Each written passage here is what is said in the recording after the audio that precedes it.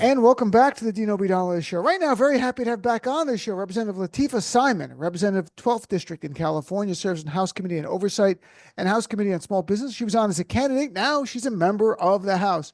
Representative Simon, nice to have you on. As I mentioned, Salam Alaikum.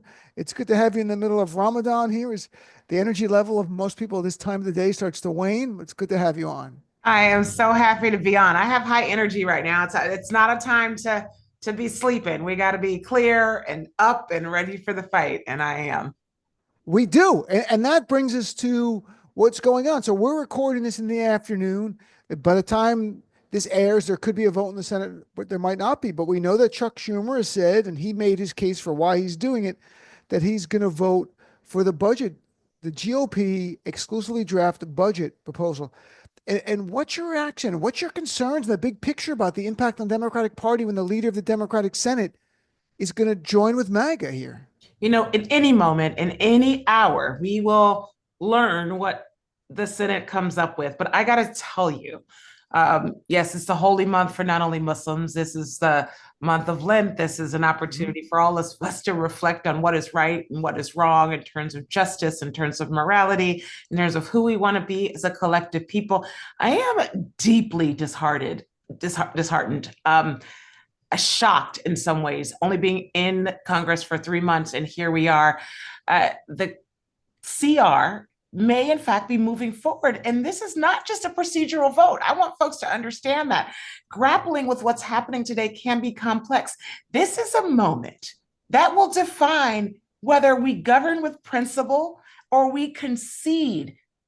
And you have to realize, we will concede to folks who have made it clear that they don't believe that we should have a government that truly serves the people. So we know what happens when we hand over the keys to this executive branch without holding the line. We know, not hyperbole, nursing homes will close in rural America. Elders will be left without care. Cancer research will be halted. The Department of Education will be gutted. Medicare will be slashed, leaving millions of people, millions of students without resources. This is real.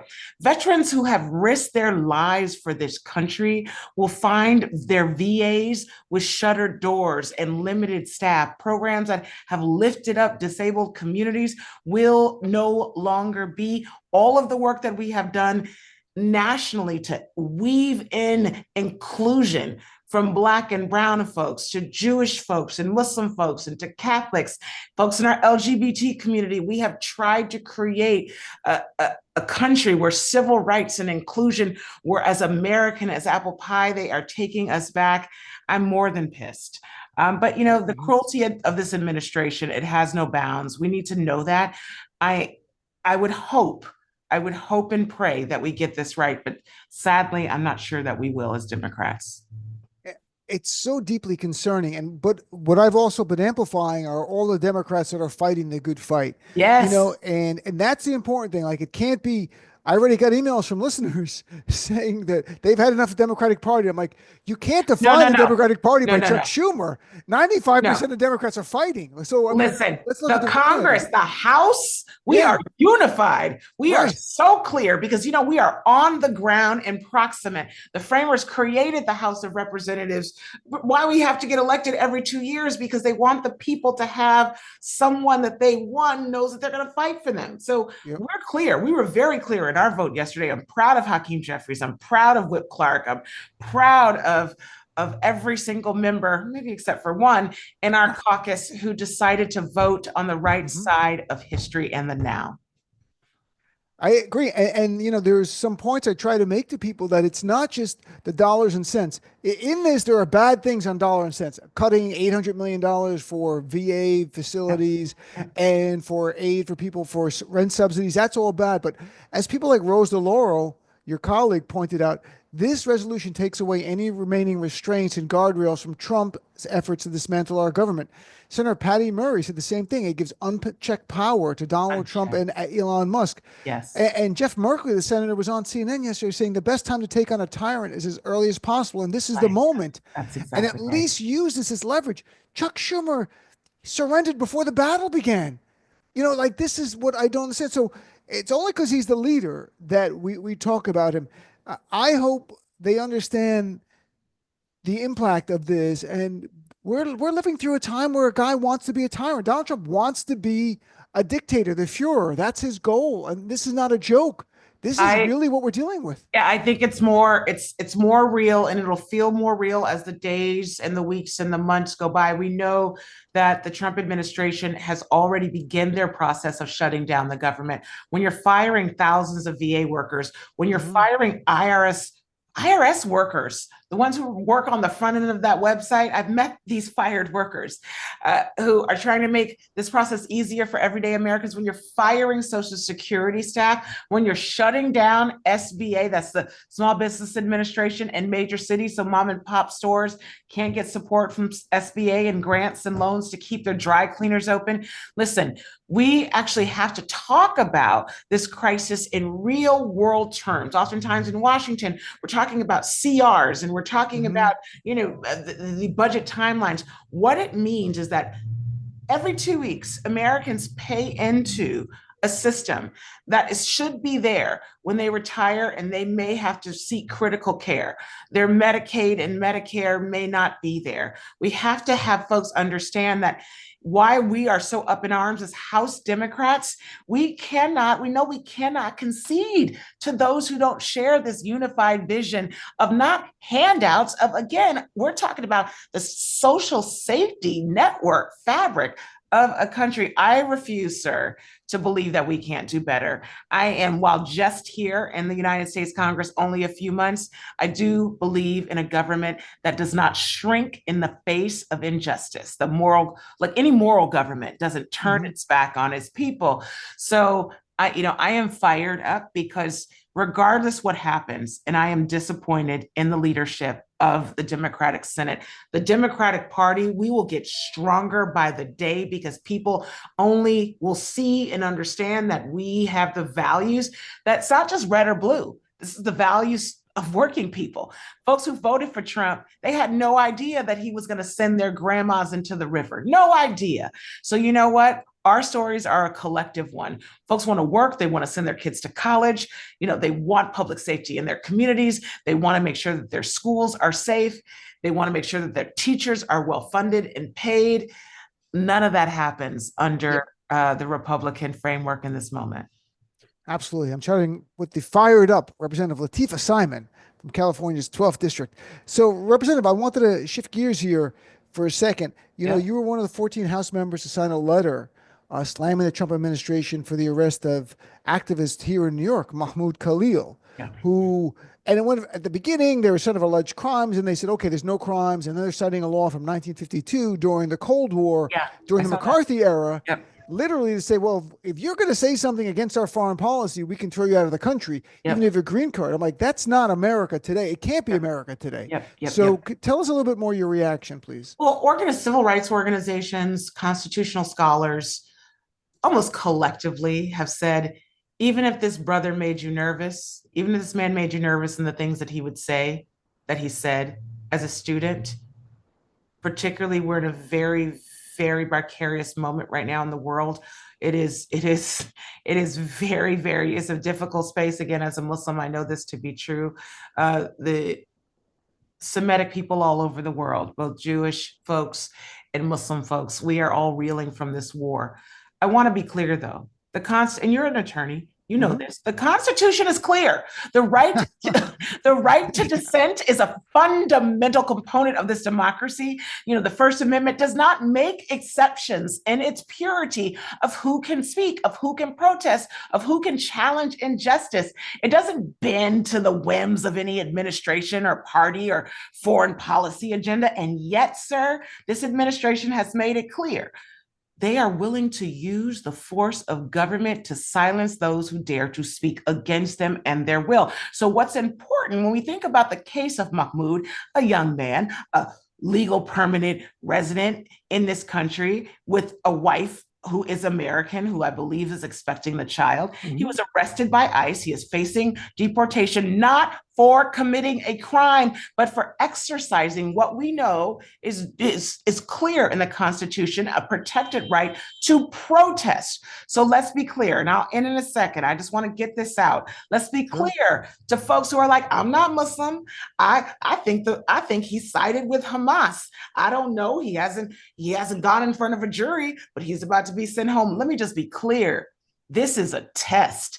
They are coming for him today. But if we collectively as Americans do not stand firm, and we've seen this historically in the world from tyrants abound, they will come for the rest of us tomorrow, for the journalists, for you, for the organizers, for the students, for the faith leaders, for the disabled, for anyone who chooses to challenge a paradigm of tyranny. So they tell us Mahmoud had a green card, that he had no right to dissent in the decision that you're talking about, that he should stay silent, that his voice was a threat. I think what's really important for us all to understand that we cannot allow this particular precedent to be set where deportation becomes a tool of political repression, that this is not about one young man. This is about the barbarism of an administration willing to use any lever to suppress dissent. We should be nervous. Will passports be revoked? Will entire communities be silenced? Can you imagine in the Vietnam War when you had a global movement, both here on our shores and abroad, folks calling for a movement of peace, that all of those folks, all those nationals that were across the country and the world studying. Can you imagine our universities deporting hundreds of students who came across our borders to protest for peace? We got to recognize this moment for what it is. It's an assault, not on just Mahmoud, but the very principles of free speech, of democracy itself. I could not agree with you more. I mean, my point to everyone, this is not about Middle East policy. It's about the United States of America and what kind of country do you want to live in? It really is that, because Donald Trump already has used his power, his FCC, to go after NPR and PBS. He's signed executive orders to punish law firms that have dared represent his political enemies. Donald Trump has no problem targeting media outlets that are critical of him. He's checking every authoritarian leader playbook. Like, it's not, he's just gone page 2, page 3, oh, page 4. Okay, let's deport people and see if they push back on it. If we don't push back very loudly on this, it continues. Next, and you never know, Representative, it could be, oh, if you're a naturalized citizen, maybe you have to get denaturalized now. This is a guy who wants to rewrite the 14th Amendment by the stroke of a pen on birthright citizenship. There's no limit to him. There's no bottom. There's no constitution. There's no limit. So everyone, including members of Congress who are speaking out, I believe profoundly that this is a moment. It's a very deep test for this country that we have never seen in our lifetimes. I will say that, every day that I walk into that building, knowing and understanding who is leading the executive branch and their antics and their animus, it is not a comfortable time. It is not. When we went in front of the Department of Education to ask for answers as members of Congress, there was a wall of Homeland Security officers that were called, holding guns on their hips. This is important. I also need to understand, I understand as a new member of Congress that also folks are trying to get childcare in this moment, that folks cannot pay their rent, that thousands of workers, working class workers, you don't get a ton of money being a federal employee, have been laid off in communities all across the country. People are hurting in a real way while the democracy that they've paid into and their grandparents paid into is being dismantled. So I don't think we can pray for a better day. I think we cannot bow to this moment. We have to work. We cannot be silent. We have to use the discipline that was employed in the civil rights movement. We are not a violent people. The civil rights movement was so beautiful in its lexicon of peaceful direct action, of using inside and outside strategy to shine the light on tyranny, to shine the light on the fact that folks were crying out to be a part of a democracy. My mother was born into a Jim Crow America. Okay, this wasn't, 5 generations ago. Right. So we are still a thinly veiled democracy. I talked about a lot of that on the campaign trail. Never would I have imagined that on the 13th and 14th that members of Congress would be even having a conversation, that we would be in a situation where we were thinking about siding with an administration that is taking all of our rights and dignities away by the minute. House Democrats, I'm so proud to be, in that order. And I'm telling Representative Lateefah Simon, and we might get a new form of the Trump Muslim ban as soon as next week, which might even include reporting I just read to deport people again who have spoken out in ways of the regime. And I don't call it an administration. This is a regime, just like a regime we would read about in another country. Yeah. But if you speak out in ways the regime doesn't approve of, you're gone. And it's very concerning. You mentioned the Department of Education. Donald Trump is coming from it. They're laying off 50% of the people on their way to getting to zero. Yeah. What are your concerns there? What would the real world impact be? I have a lot of concerns. The DOE was established to create some national standards. Again, because Republicans lie every day. When they're talking, they're lying. When they say that DOE creates curriculum standards, they do not. States do, okay? Local boards of education do. Run for school board, do that work. The Department of Education they do create national standards. And some of those national standards are, one, if you are poor, you should be able to go to college. We have financial aid opportunities for every child, even middle class and working poor children alike.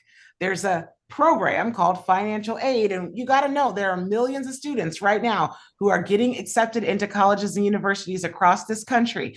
Right now, today, tomorrow, go to the website to try to file your FAFSA. Guess what? The website is down. Guess what? Wow. If you are a working member right now, if you're a working member of the public and you just got your graduate degree and that student loan payment is $700 and you're like, I can't pay this because I also have childcare. I want to try to readjust my loan. Go to that website. It is down. You cannot create payment arrangements right now.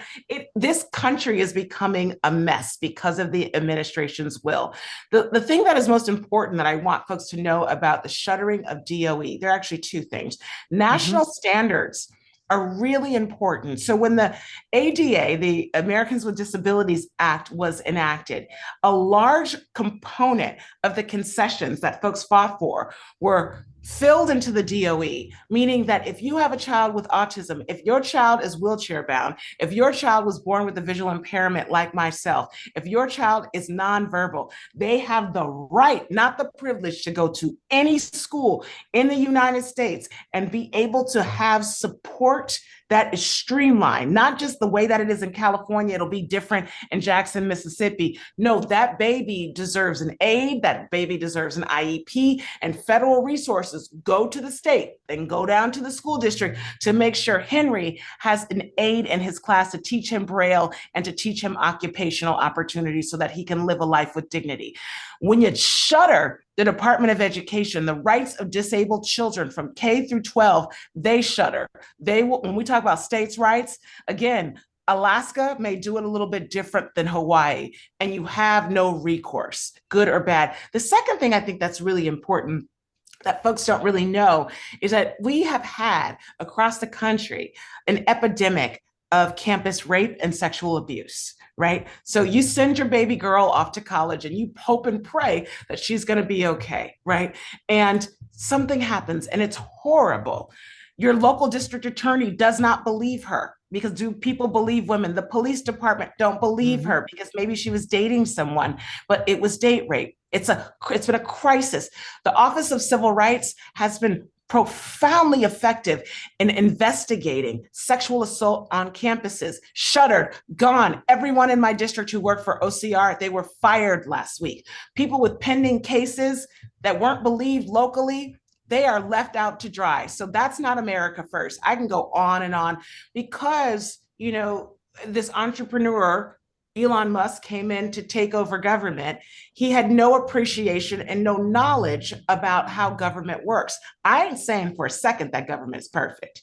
I Right. actually do know that institutions like DOE, we fought for collectively as a country to protect our children. Folks who are making decisions about government have no idea how these systems work, and it's hurting real people. Absolutely. And, you know, in this show today, we have a friend of mine, Steve Way. He's a disability activist. He's been in a wheelchair his whole life. And he was saying how the Medicaid cuts that the Republicans want to Listen, do will literally kill people because some will be forced into nursing homes where they see their life expectancy, if they're disabled, get shrunk down. And he's desperately concerned, and he's out there, doing his version of protests out there. How concerned are you about they're coming for Medicaid next? God bless him. Hmm. The fiercest. I was actually just looking at when the ADA was being fought, that hundreds of disabled folks, wheelchair bound, blind folks, folks with intellectual disabilities, came to the Capitol and literally got out of their chairs and Hmm. crawled up those stairs to be heard. It's one of the most profound protest movements that as someone who claims to be an ongoing, I think of myself as a scholar of US history, is just so profoundly beautiful, knowing that rights for folks on the margins have never been given. We've had to take and fight for those rights. So when we're thinking about Medicaid and Medicare cuts, I want you to right now acknowledge that if you have a family member who is in a nursing home anywhere in this country, a majority of those facilities are funded by these federal programs, and they're already short staffed. You may come in to visit your aunt tonight, and she has not been changed, and Hmm. she's sitting in soils. Can you imagine another 40% cut to that home? Can you imagine what, not just that folks will leave their homes, that they have, folks right now have care. Some folks have care in their homes. Those programs will be shuttered. And we're talking about facilities who will even have worse outcomes. Our families, unless you dealt with that, I don't think anybody in Doge has had to put back food at the grocery counters, who had to go see grandma or their mother or their child in a facility because they didn't have the supports to take care of them at home. When they are saying these are going to be things that hurt for a second, no, we're talking about generational trauma and Hmm. opportunities really that folks will never see. Living more days. Cancer research is going to be slashed. We went to Cal Berkeley and I visited a Nobel Prize winning lab. Again, we're talking about folks on both sides. So you have scientists who are trying to find a cure to sickle cell disease and ALS. On the other side, there are patients at UC Hospital who are in third stage clinical trials. When that funding drops, the science stops, but also the care that comes from the federal government, from Medicaid and Medicare to treat those patients. It's cruel. So, Yep. no, this is not just a time to just be on our keyboards. We got to be calling our senators. We got to be, calling our local governments, our governors, saying, how are we going to uphold some sense of civility and support for folks that the Trump administration just wants to throw away? And before we wrap up, just want to say the Capitol crawl, they just celebrated the 35th anniversary of it. It was Yeah. March 12th, 1990, Yes. where hundreds of people, in an effort to get this American with Disabilities Act to pass, and they crawled up there. And this is a remarkable time. We are moving. The regressive forces want to take us backwards on issue after issue after issue, and this is the fight of this generation. As I say on my show all the time, and it's not a generation defined by age; it's one by values, and we have Yes. to keep fighting going forward. So, Representative Simon, thank you for taking some time here for joining us, especially in the middle of Ramadan. And I look forward, inshallah, to speaking to you in the hopefully next month. You can come back on. I'd love to have you Inshallah. back. Inshallah. And I gotta say, you're amazing. And you can see I have passion. I came to fight, Yep, not just to sit, right? I'm fighting. We're fighting. Thank you so much. we're fighters. That's what we do. Thanks very much. Have a great weekend, Mike.